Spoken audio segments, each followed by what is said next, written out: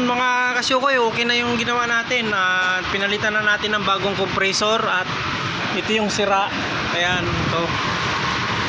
Ayan, sira. Pinalitan natin na ng bago. Mas malaki yung compressor na pinalit natin. Tapos, umandar na po yung ating unit. Ang problema natin is yung kanyang digital. Sensor error po siya. Pero umandar na po yung compressor. So, ang problema natin dito,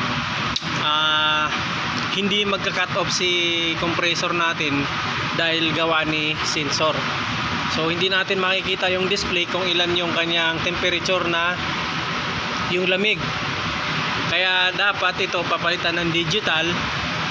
So, ito yung connection niya mga kasyokoy sa digital, sa sensor. Kahit bunutin siya, hindi pa rin nagbabago, hindi nagpa-function. Ibig sabihin, ito yung kanyang problema.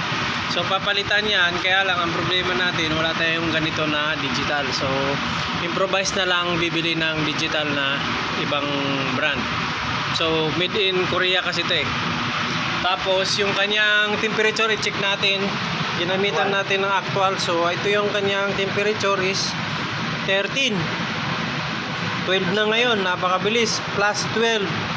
So dito natin makikita kung gaano ba kaganda yung performance nung ginawa nating ni-recoil natin na table chiller. So makikita na natin dito sa loob yan, lahat ng copper nagpo-form na ng ice. So yan, napakalamig nito mga kasyukoy, ano, lahat yan yellow.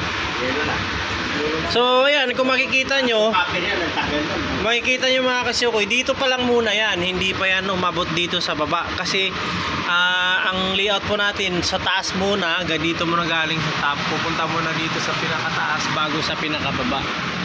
So ayan, kita nyo naman yung kanyang copper mga kasyukoy, oh. Yan, oh, nagpo-form ng ice talaga, oh. Yan, oh.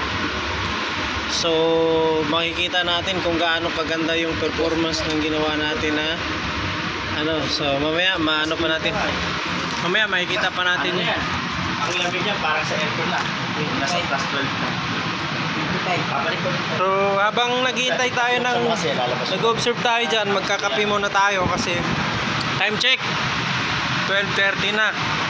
So abutin tayo ng umaga, meron pang isa, oh. Ayan, may isa pa.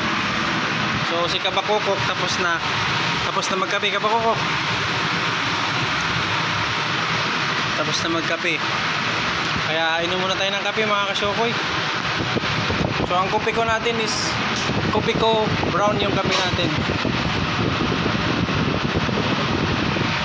So dito balita, ayan, malamig na dito mga kasyokoy.